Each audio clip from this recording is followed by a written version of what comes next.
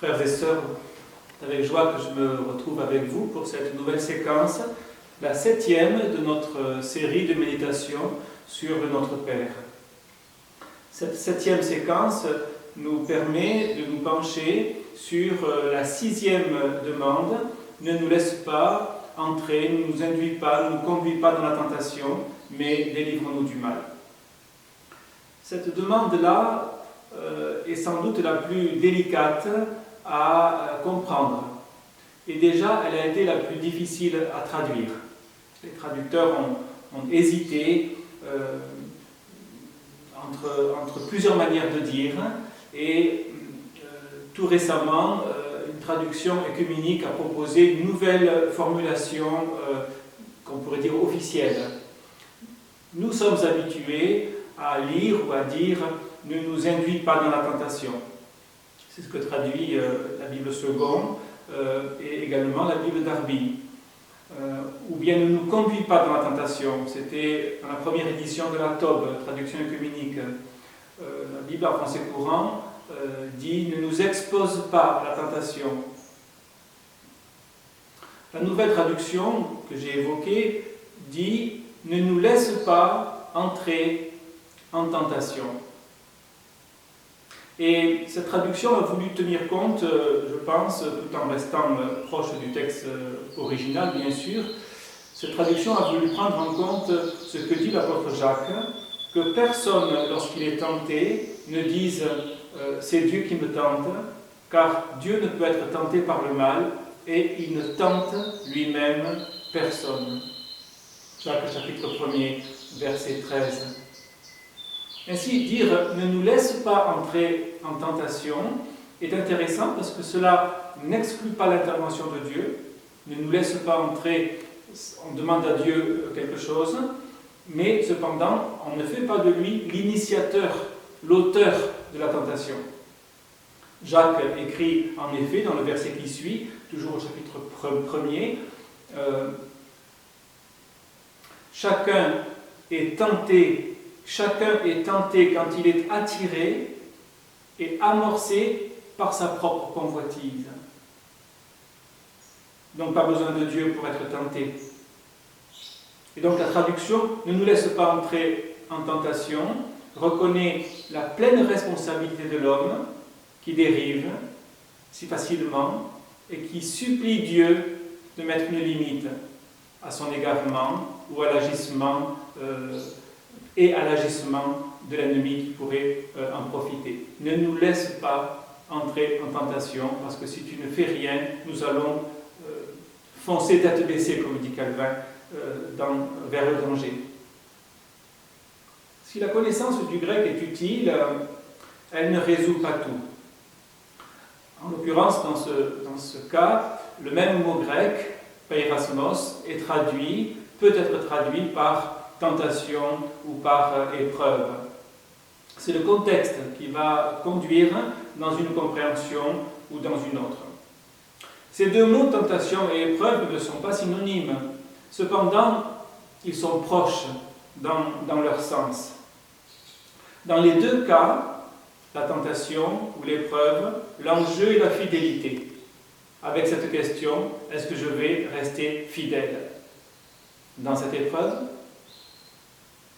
que Dieu permet ou que Dieu envoie, dans cette tentation que Dieu permet, que Dieu laisse faire.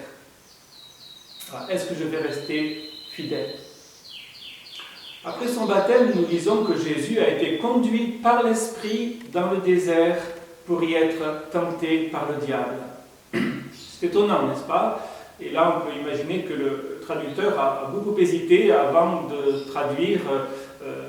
Il aurait pu traduire après son baptême, Jésus était conduit par l'Esprit au désert pour être éprouvé. C'était juste, c'est ce qui s'est passé d'ailleurs.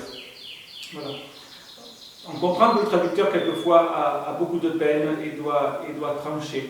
Le fait que ce soit le Saint-Esprit qui conduise Jésus au désert aurait pu plaider pour la traduction éprouvé. L'Esprit conduit Jésus pour qu'il soit éprouvé avant d'entrer dans son ministère.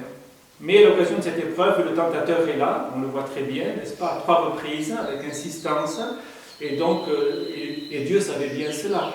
Et donc Jésus était aussi conduit au désert pour être tenté. Dans ce cas, vraiment, l'épreuve et la tentation sont inséparables. Mais c'est le cas dans beaucoup de situations que nous pouvons connaître nous-mêmes. L'épreuve, on le sait, peut bien venir de Dieu.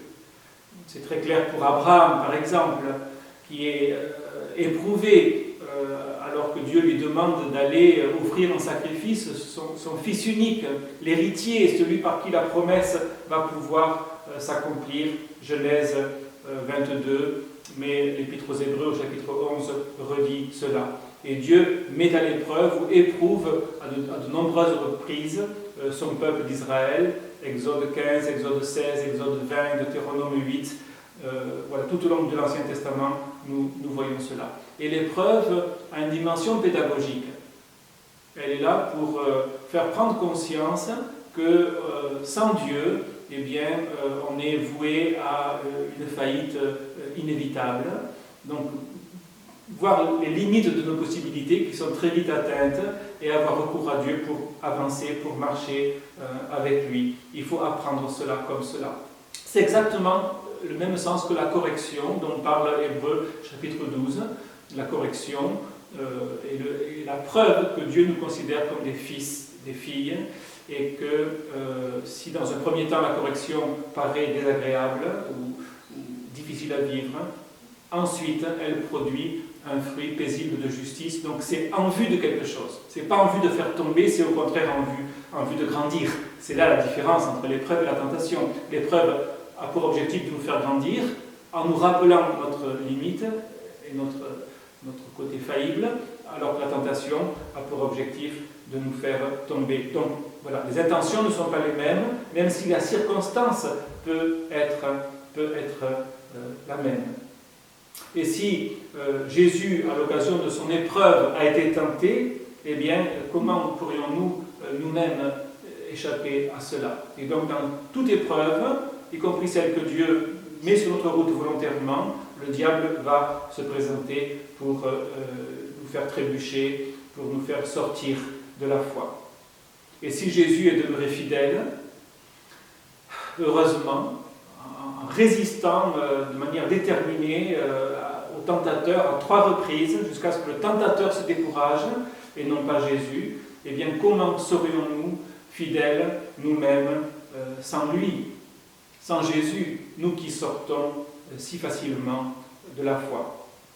La traduction de la Bible en français courant ne nous expose pas à la tentation, exprime bien la gravité du risque encouru.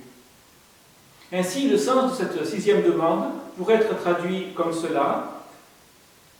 C'est donc une prière. Quand tu permets une épreuve, ne nous laisse pas seuls, de peur que nous manquions de fermeté face au tentateur, face au malin. La seconde partie de la demande, mais délivre-nous du mal, littéralement du mauvais, s'accorde bien avec cela. Donc je redis cette formulation qui me paraît correspondre à ce que le texte veut dire.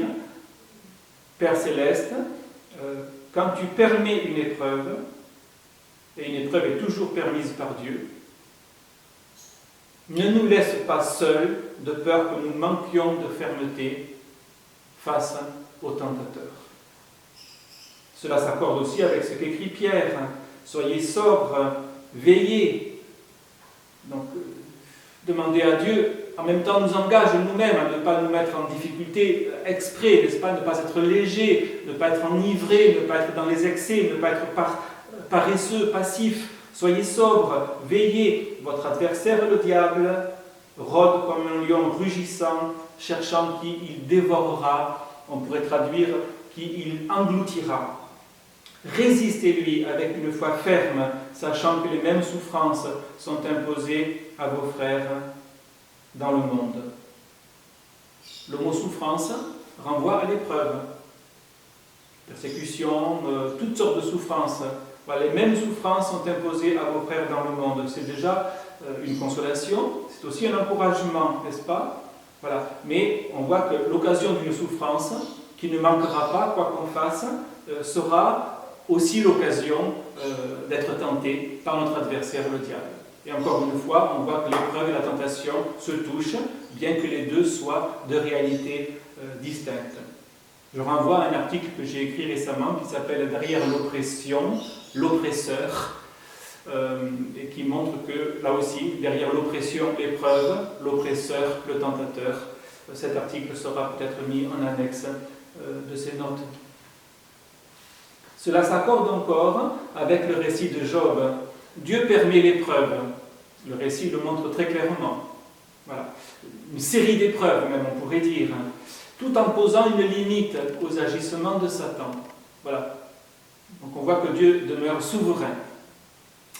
C'est Job chapitre 1er. Voilà. Tu peux aller jusque-là, pas au-delà, dit l'Éternel Dieu au diable. Donc l'épreuve est là. Job va perdre ses biens, ses troupeaux, ses fils, on pourrait dire sa femme, la tentation aussi. On voit toutes les étapes par lesquelles il passe en se débattant avec lui-même, avec ses amis, avec Dieu, jusqu'à ce qu'il ploie les genoux, n'est-ce pas? On voit le tentateur, évidemment, qui est à l'initiative de cet épisode terrible. Mais Dieu n'est pas absent. Dieu n'est pas absent, qui veille sur son enfant et qui, dans la durée, va rendre cette épreuve propice à de nouvelles révélations. Donc, on voit très bien dans ce récit, mais aussi dans le récit de la résurrection, etc., que Dieu reste souverain sur toutes choses, y compris sur le mal, y compris sur les manœuvres de notre ennemi. Cela s'accorde encore avec ce que Paul écrit dans sa première lettre aux Corinthiens, chapitre 10. Aucune tentation ne vous est survenue, aucune tentation ne vous est survenue qui n'ait été humaine, et Dieu qui est fidèle ne permettra pas que vous soyez tentés au-delà de vos forces, mais avec la tentation, il prépare aussi le moyen d'en sortir.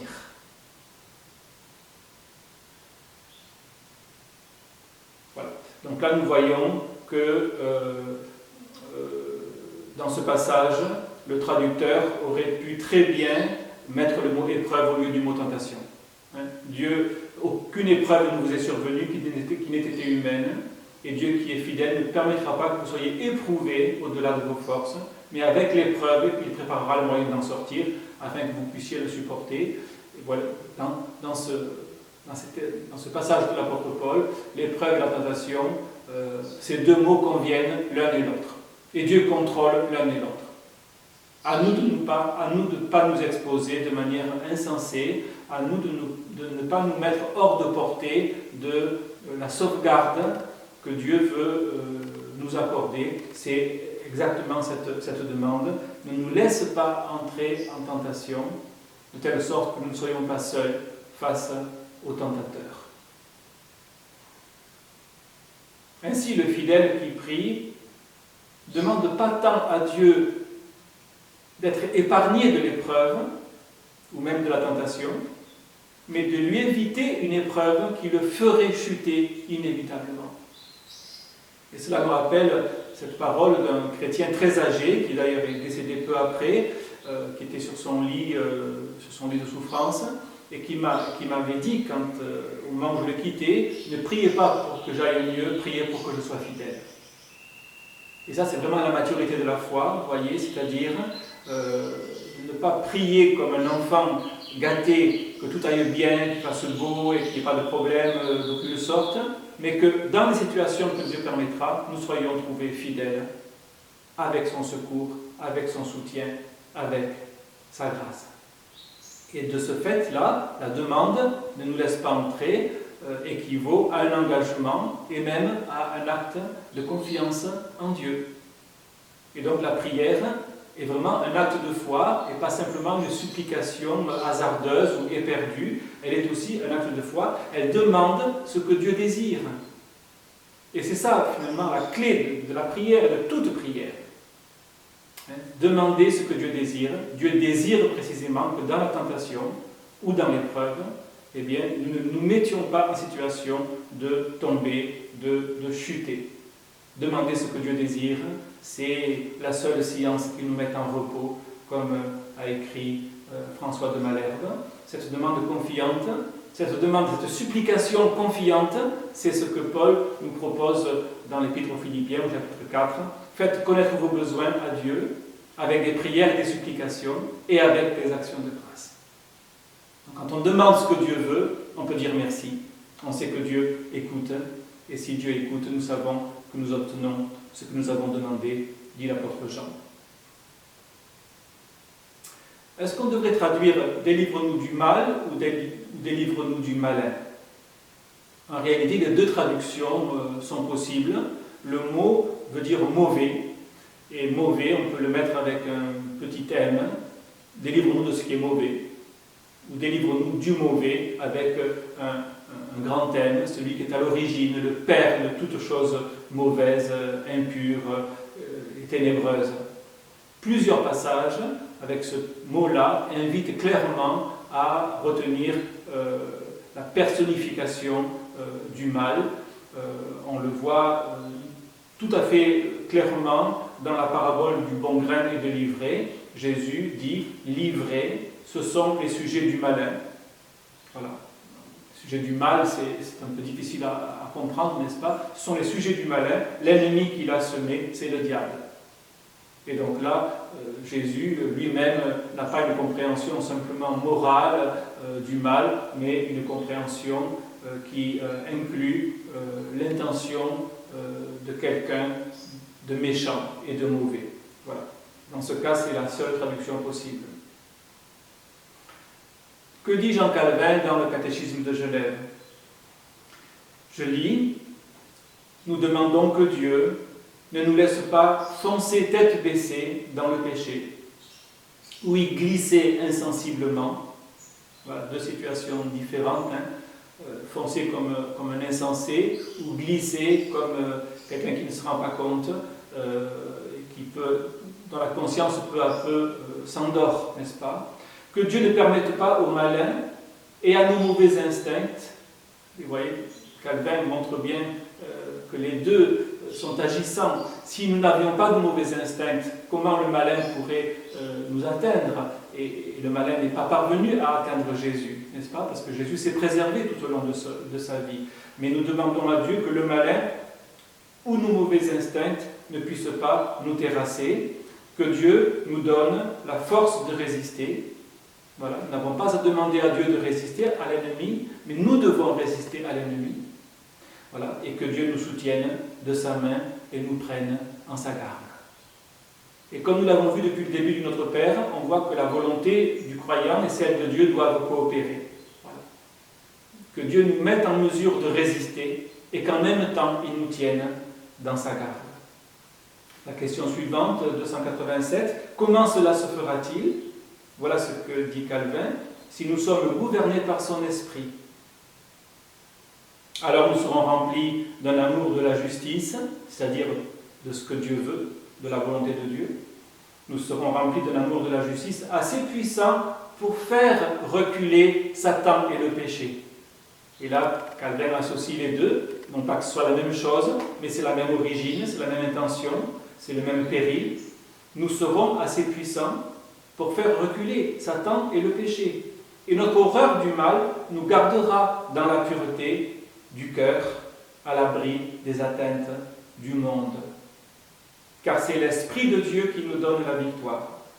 Alors c'est très beau de voir que Calvin, une fois de plus, s'éloigne de toute compréhension moralisante, moralisatrice, mais a vraiment une perception, une compréhension, une vision qui nous centre sur la personne de Jésus et sur l'action de l'Esprit. Calvin parle très souvent de l'Esprit, n'est-ce pas? On ne le dit pas suffisamment. Et c'est ce que Paul fait exactement quand il dit « marchez sous l'impulsion de l'Esprit, marchez selon l'Esprit », Galates 5, et ne livrez pas vos membres aux convoitises de la chair, de votre ancienne nature. Donc nous n'avons pas qu'à demander, nous avons aussi un engagement à vivre, quelque chose à faire, n'est-ce pas? Et en même temps, nous demandons à Dieu de nous préserver, c'est-à-dire que si nous chutons, si nous tombons, si nous fléchissons, on ne peut pas dire que c'est la faute de Dieu. Quand on dit à Dieu, ne nous laisse pas entrer dans la tentation, c'est une vraie demande, mais c'est aussi un engagement pour nous-mêmes de nous préserver, de rester près de lui, parce que si nous demeurons près de lui, demeurez en moi, c'est exactement cela. Si nous demeurons près de lui, nous demeurons à l'abri de la tentation et à l'abri de la chute. N'est-ce pas? Là, le tentateur n'aura pas d'effet sur nous si nous demeurons en Jésus. Et donc, si nous chutons, ce n'est pas que Dieu a manqué à son engagement, c'est que nous nous sommes exposés et nous sommes privés de sa sécurité. Voilà. Nous ne nous éloignons pas du Seigneur qui nous garde. En aucun cas, le berger n'est infidèle. Si la brebis qui lui appartient écoute sa voix, celle-là sera toujours secourue. Il nous restera une séquence pour achever ce survol du Notre Père, c'est la doxologie, car c'est à toi qu'appartiennent le règne, la puissance et la gloire. Amen.